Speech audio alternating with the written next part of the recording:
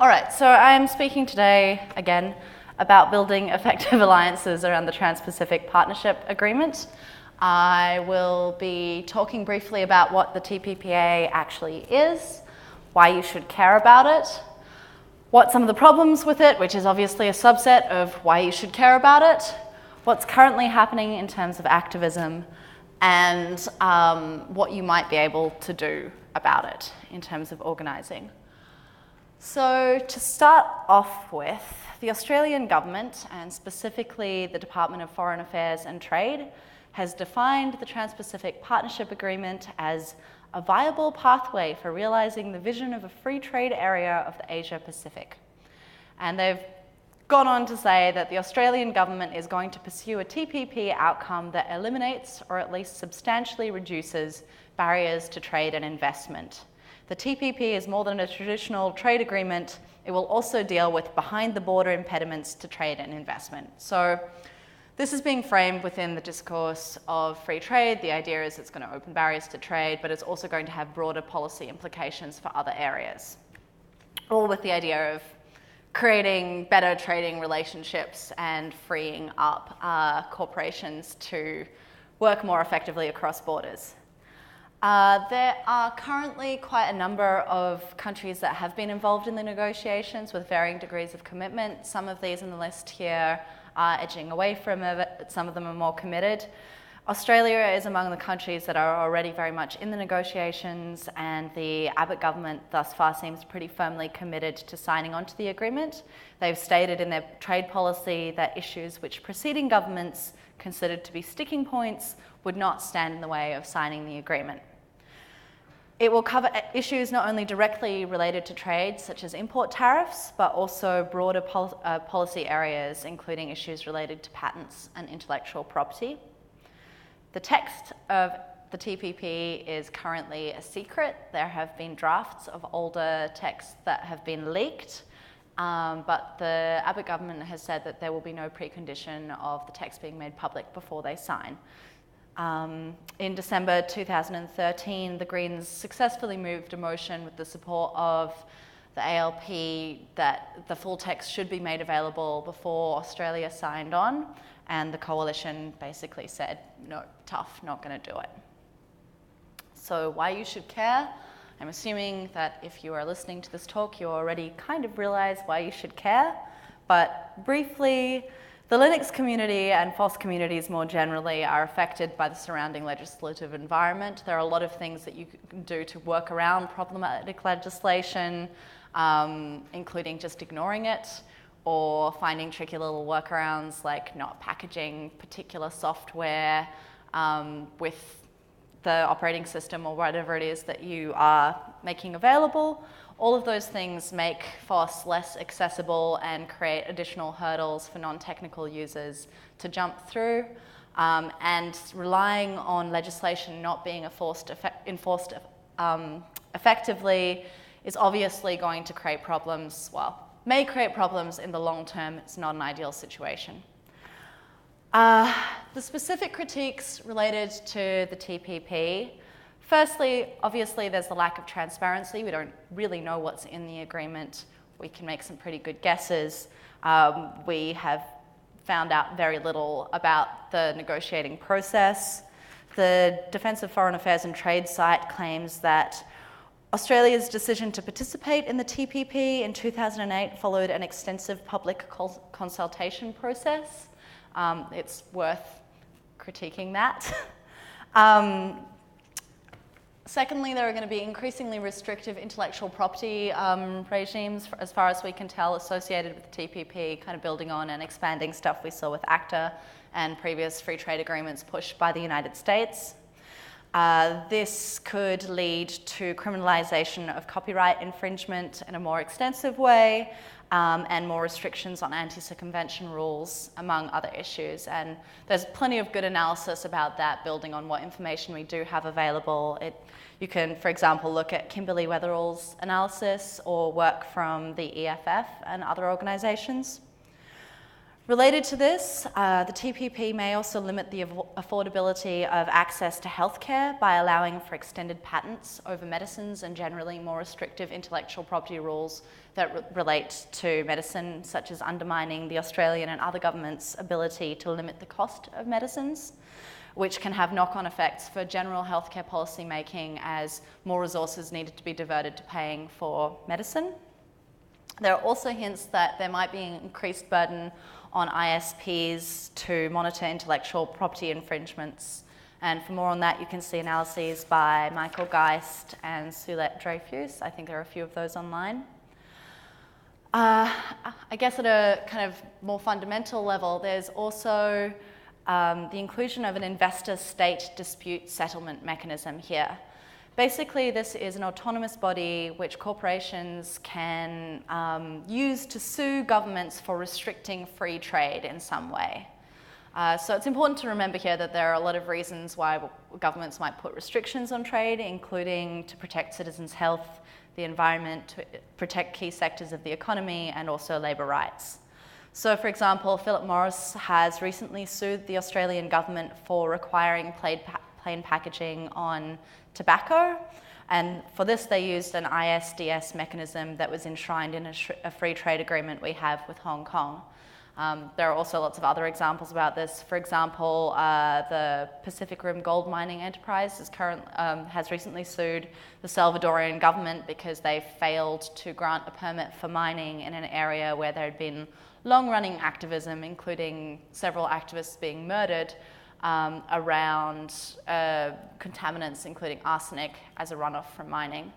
So government's attempts to respond to activism from local communities and put restrictions on corporations can then be challenged by corporations, and with substantial financial settlements or corporations being able to push forward the legislation they want.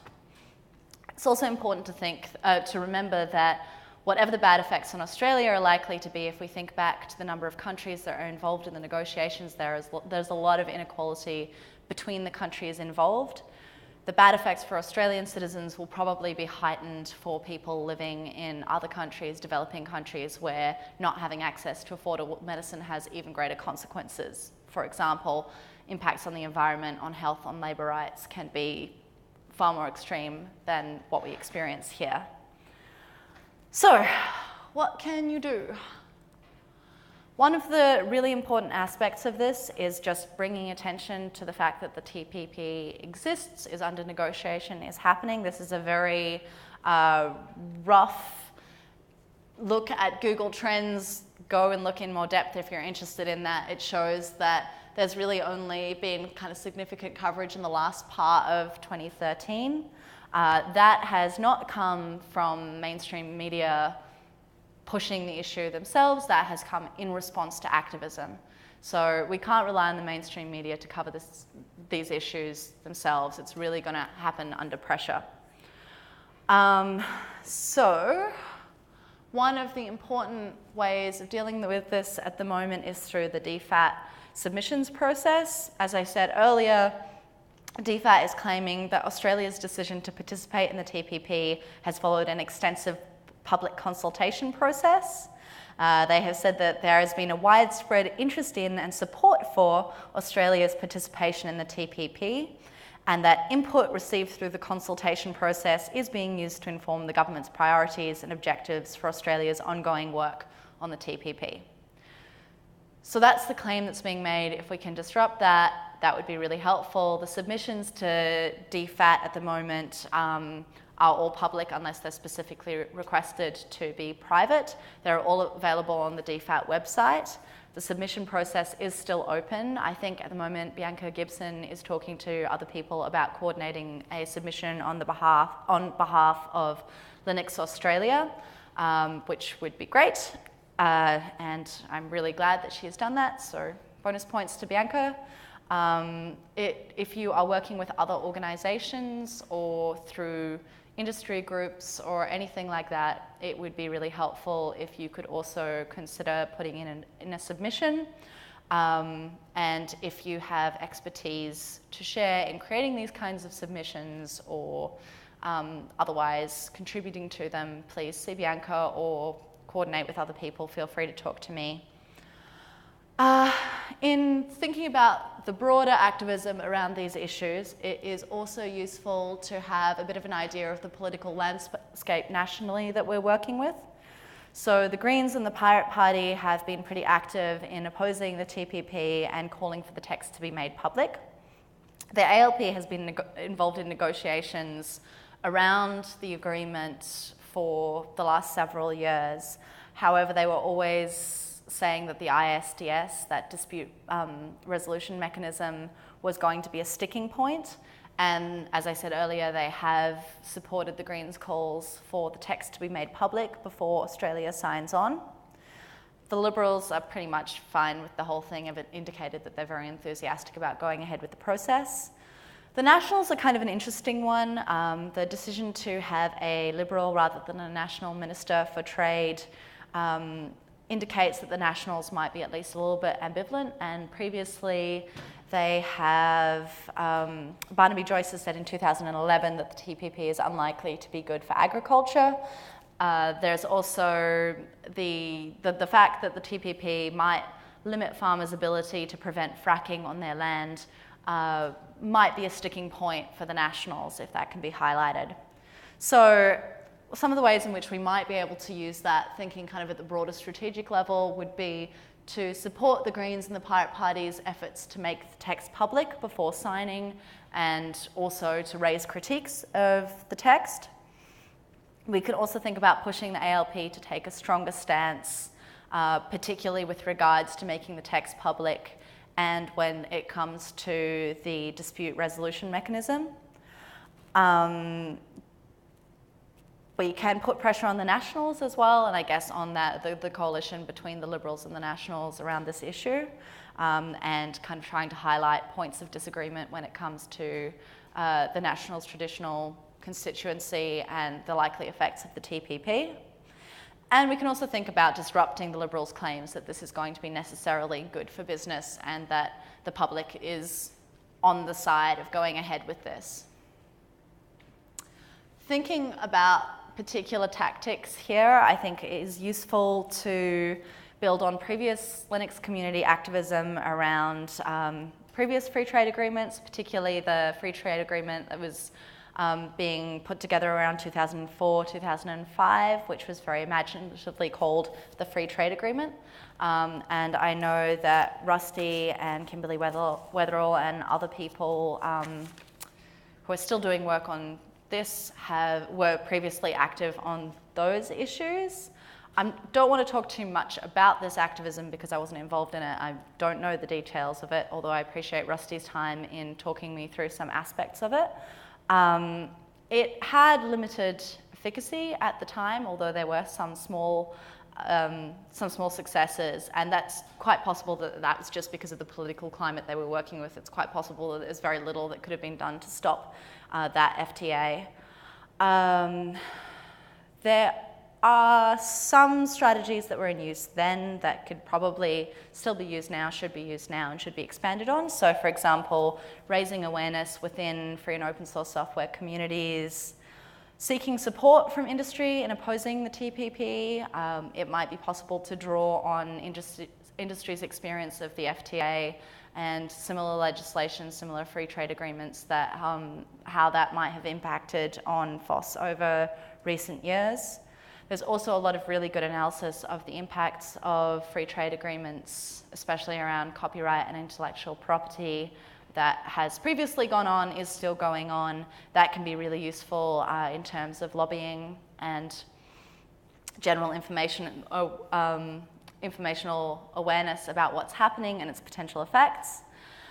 And then there are the usual respectable means of dissent through the proper channels. So submissions to DFAT, letters to ministers, calls to ministers, petitions, that kind of thing. There are a number of groups with a tech focus that are already working on this issue. So in Australia, there is the Australian Digital Alliance, there is the Pirate Party, the Greens obviously as well.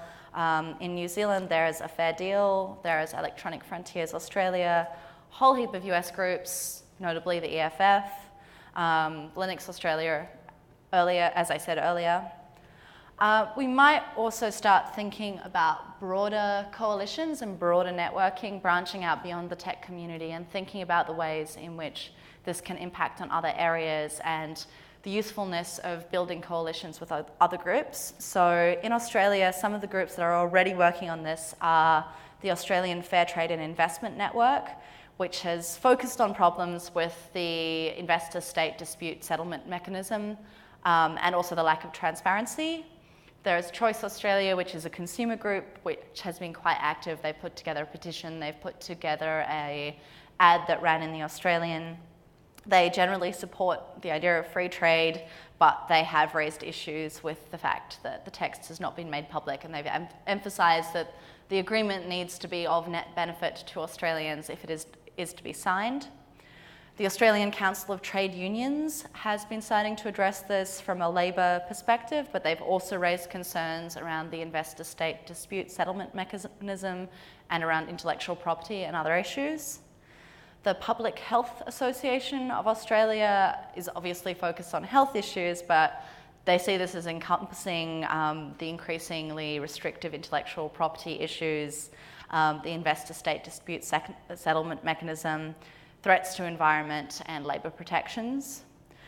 MAG Australia do some work around GMOs and food labelling, obviously also raising concerns around issues of transparency. There's also some work starting that kind of takes a more environmental focus because the TPP is likely to have fairly negative effects on environmental protections. So there's been some analysis from Matthew Rimmer at the ANU. There's been some work by the Australian Greens, obviously, and Green parties in Canada and New Zealand, and some other activist organisations like Friends of the Earth, although they seem to have been more active in the US than in Australia. It would also be useful to think about drawing on a really long history of activism around free trade agreements generally worldwide. There has been a really long history of opposition to these in both the developed and the developing world. One of the most notable highlights of this was the 1999 protests against the Seattle round of the World Trade Organization negotiations. These were really huge. They kind of shut down the city for days, really brought visibility to the impacts of the free trade agreements and that kind of broader system. They used a whole range of different strategies, some of which were very theatrical, some of which were more about behind-the-scenes lobbying and negotiations, and they also drew on a really broad range of coalitions. So in terms of thinking through how this might be incorporated into work from the free and open source software community around the TPP, there's quite a few toolboxes out there and books and things like that that kind of run through these strategies that have been developed more broadly among the left and other kind of activist groups. One that I think is quite useful is called Beautiful Trouble. This is really handy because it covers a wide range of tactics, from how to get people to take your leaflets to how to build really creative theatrical protests that are going to get visibility for your issue. It also explores principles you can use for structuring your activism and your organising, and different theories for understanding the issues you're working on, as well as particular case studies, some of which are activism around free trade agreements. Not everything in there is necessarily going to be useful or relevant or advisable, but they're pretty good at kind of pointing out both the benefits and the downsides of different strategies. So just to briefly run through a few that might be useful. One of these is the mapping of a spectrum of allies. So this means actively mapping out who your active supporters are, who is an ally but possibly passive, people who are neutral, and then your actual opponents, and then thinking about how to shift people over to your side. So if there are organisations that are neutral but you think might be convinced, what are the potential ways of convincing them to come a little more into opposition to the TPP? Also, you might think about who is already on your side but who is not active and doing things right now. How can you shift them over into a more active stance? So thinking about the national political structure, there is one potential way to do that. Thinking about other organisations that are already working on these issues is also handy. You can also use this to think at an individual level. So who is influential, who will be able to really get visibility around TPP activism, who is going to be in good contact with lots of other people, who do you have a personal connection to that might help you to bring them around, who already cares about these issues but just hasn't found a space to be active and get things done. The Overton window can also be useful. So the Overton window is the idea of making sure that there is space for people who have a more radical perspective than your own to shift the view of what might be possible. So at the moment, the mainstream discourse around the TPP is pretty much that it is going to go ahead and it is going to be terrible. So being active on that and giving voice and giving space to people who are talking about shutting down the agreements completely, who are talking about bringing in radical provisions into the TPP that might include better labour protections, for example, or better environmental protections, things like that, might expand what we think of as possibilities that we can achieve through free trade agreements. And it might be that you end up with a position that is a little more in the centre from the radical position, but you at least open up that discussion a little more. That needs to be done carefully and strategically to avoid pushback, but it's worth thinking about. It's also important to think about building tactics that welcome participation. So one of the important aspects of this is allowing for tiered participation. When you're thinking about building your activism around an issue, consider how you can make sure that everybody who wants to be involved and active can find a way to do that. How can you ensure that a complete newcomer with very little experience can find something to do, and at the same time, if you get a dedicated expert who can only give you a couple of hours, or a dedicated expert who wants to quit their job and work on the issue for a couple of months, can also find something to do. So, for example, if you are thinking about a letter writing campaign, you might, on the one hand, find somebody who is willing to draft a letter or do the research and then hand it over to somebody else to put together. You might think about how somebody can actually sit down and write letters. You might have somebody who can coordinate events at which there are a few speakers and then a few people sit down and write letters, sign them, stuff them into envelopes, send them off. Or you might have somebody who can commit to coordinating that entire process and finding a place for other volunteers. You need to think carefully about how you're framing the issue. So do people understand the broad implications of the TPP? Are you framing it in a way that is accessible to your audience? Are you drawing on existing narratives or moral and ethical frameworks that people can relate to? So in the case of the TPP, obviously a really big one here is the idea of transparency and democratic accountability. People who might be comfortable with some of the provisions within the TPP might not be comfortable with the process and the idea that we're undergoing these negotiations without knowing what is in that text. And that can be a sticking point even for groups that support the free trade, the general concept of free trade. You also might want to think about how your organisation is structured if you are working through an organisation. Are there either explicit or implicit ways in which the structure of your organisation means that a few people end up doing lots of the work and potentially get burnt out, and other people who want to be involved aren't really finding a pathway to do that, aren't getting the mentoring they need, aren't having the autonomy or feeling empowered to run campaigns or to run the activities that they would do that would help to get action on these issues. And obviously that relates to my final point as well, which I think always needs to be emphasised when it comes to activist work. It's important to think about avoiding burnout, how to ensure that you are decentralising work as much as possible, taking the time for self-care when you need to, and also recognising the limitations of what we can achieve on this, and so not getting too disheartened when we do not completely and utterly revise international copyright, intellectual property law, labour and environmental, etc.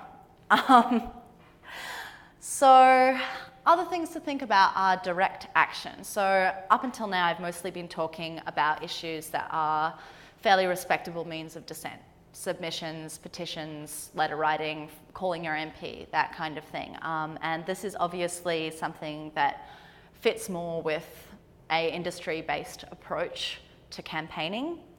However, direct action also has a place in terms of the Seattle protests against the WTO negotiations. Direct action was very effective in gaining visibility for something that had previously mostly taken place behind closed doors with very little media attention. So the idea of direct action is that you, rather than asking governments or other targets to please make the changes you would like to see, you go ahead and make them yourself immediately. So in the case of the Seattle protests, they were saying, what we would like to see is the negotiations shut down. And then what they literally did was surround the space where the negotiations were taking place in order to shut them down in a literal and physical sense.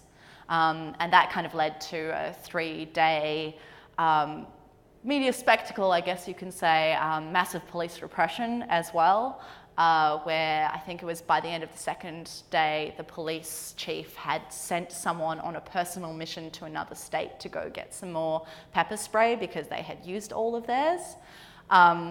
Obviously, there are risks involved in that. In terms of the TPP, if you're thinking about direct action, there are two kind of major demands that are being made around the TPP. One of them is to make the negotiations visible or shut them down.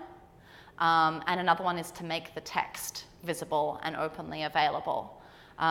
There are various ways in which you might think about going about direct action on those issues. Obviously, these come with risks as well, and it's important to think about those, particularly in relation to burnout and the impacts on activists of doing activism. Another really important thing when we're thinking about free trade negotiations is to think about how we might stick a crowbar in international divisions and how those might become important and relevant and can be used in our activism. So I mentioned that there was a vast inequality between different countries that are involved in the negotiations. Some of the analysis that's coming out is really highlighting this and highlighting that there are important areas of disagreement between the US and even its traditional partners and supporters. There was quite a good article on this by Henry Farrell and also drawing on research by Gabriel Michael, analysis of the previous leaked texts. What we can do with that is draw on the work by organizations in the US and in other places. Think about how we can bring more visibility to the critiques being raised by other nations. So, make it clear that if Malaysia doesn't want to sign on to this deal, or if Canada isn't comfortable with particular copyright provisions, maybe that's something that Australia should be thinking about as well. We can also provide support to civil society, non-profit organisations, activist organisations in other countries to put pressure on their governments not to sign, to put pressure on their governments to highlight some of the problems with the text as it is. And I think that kind of covers the main things I wanted to go through today. I am now open to questions, or I could retell some of the best questions from the previous session. Yeah. Yeah, just go back to the last slide. Uh-huh. I'm not across a lot of the detail, but I stumbled across an article fairly recently where someone had done a lot of text analysis of some of the stuff that was leaked and did all this visualization stuff. And yeah. They clumped up all the countries that were sort of talking to each other, and often it was the US and then most of the rest. And yet it seems all the bad stuff, if you want to use the word bad, comes from America. So most of the countries are not really in contenders with America. Why isn't the text going to come out sort of doing the stuff the Americans want? Well, that is mostly because of the inequality of the international system. Many countries have signed on to free trade agreements that are not necessarily all that beneficial to them because the US is an important trading partner, and they're willing to sign on to some things that are not so great so that they can stay in competition with other countries in terms of having the US as a market. So even if you get like 12, 13 disagreeing with they might still decide that the costs of not signing on are going to outweigh the costs of signing on, particularly when it comes to countries who have a very unequal relationship with the US, sadly. Anything else? Yeah? Within Australia, who are the active opposition? To the TPP? Yeah. So the active opponents? The Liberal Party is. Some sectors of industry do support it as well. So, yeah. Questions from Councillor? There were a couple of really good points raised in the question session from last time. So somebody asked whether there's any point doing this kind of activism. And I would say that yes, because it changes the political system we live within. If people can see what's going on, if they're more aware of what's going on, and they think of free trade agreements as something we need to be paying attention to. And Dave Cake from the Electronic Frontiers Australia also pointed out that one of the reasons why these provisions are being pushed through in free trade agreements is because attempts to push more restrictive copyright regimes, intellectual property regimes through in national legislation were met with significant enough opposition that they didn't go through. And so that's why people are using international agreements behind closed doors instead. So in some ways, the fact that these terrible things are happening through free trade agreements rather than through national legislation is a sign of the benefits of activism. Maybe? Yeah. Yes. Do we know who DFAT is giving access to the text to? I'm not aware. I don't know if there's any information about that at the moment. It's just kind of been said industry. So I would be very interested to know more about that as well. Yeah. And who was involved in that extensive public consultation process. Yeah. Is there much currently people going about and actually explaining on a semi sort of technical level why some of the provisions to do with technology are inappropriate to senators and whatnot? Is there active projects to sort of make sure somebody actually goes to each office and explains these things? Not that I'm aware of. I know that the Greens have been speaking in Parliament about this, and there have been submissions to DFAT already. And there's definitely coverage in the media by academics that are looking in more technical detail, including quite a bit on the conversation. In terms of lobbying directly to senators, I don't know if that's happening. And if it's not, it should be. Yeah? That diagram you had with The spectrum of allies? yeah, I think one of the biggest problems then, I'm a user of Facebook because that's where I started with Twitter. Mm-hmm. You look at the level of user intellect on level.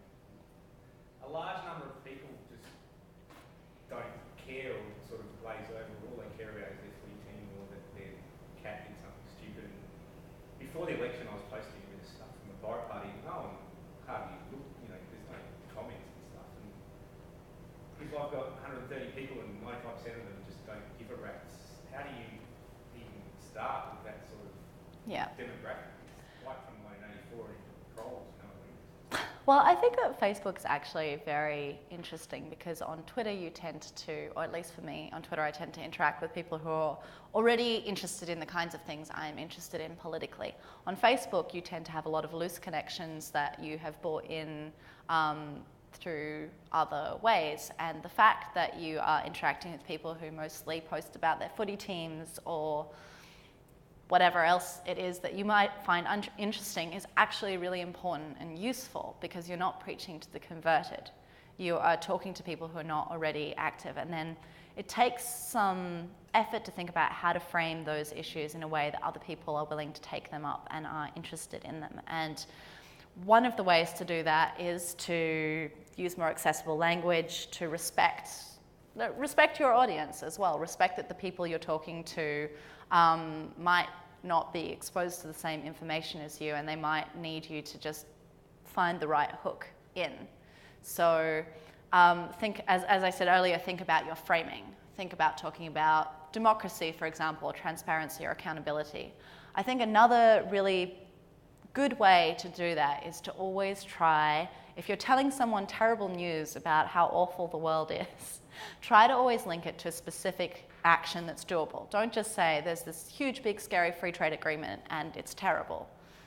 Say, if you care about this, and if you care about democracy, and if you want to be active, here's a petition you can sign, or please take the time to share this, or something like that. Make it seem like there is a reason to know that information and something you can actually do with it other than be horrified. Because, yeah, like, you just share something from the Pirate Party, you just go to example and talk about that crap. So, yeah. As somebody whose Facebook stream is almost a constant stream of propaganda, if you experiment with it a little more, sometimes you can make headway.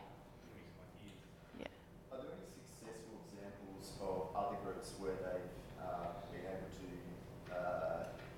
put this sort of information moderated online that people can add who's active opposition, who's neutral, who's active allies in a fairly simple manner, and track who's contacting who, who's doing what? There probably are organisations doing that on different issues, and often that kind of thing is a little risky to put online because depending on what issues you're active on, you might not want that to be visible. In terms of the TPP, I'm sure there are, even if you look at the Australian Digital Alliance's website, you kind of have their supporters on there. Keeping a database of voting positions for different representatives can also be helpful, and I think that that's happening on different issues. I know in the UK they have one here. You can find what people have been voting on, and you might be able to find potential leverage points there. There's been a couple of people who presented on that kind of thing at Linux conference as well, who I can maybe link you to if you're interested. Anything else? All right, maybe we will finish up then. All right.